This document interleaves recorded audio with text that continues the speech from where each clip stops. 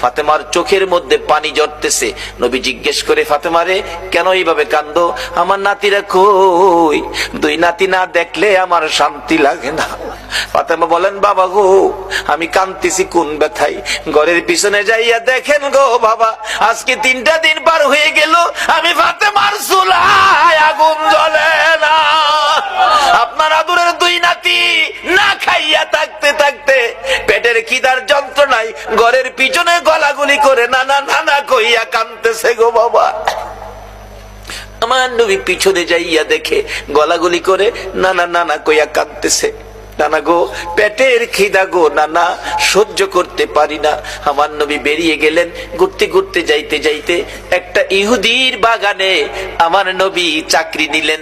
কুয়ার থেকে পানি উঠাবেন, গাছের গোড়ায় পানি দিবেন, পানি উঠাবেন, 1 বালতি পানি 8টা, 1 বালতি পানি 3টা করে খেয়ে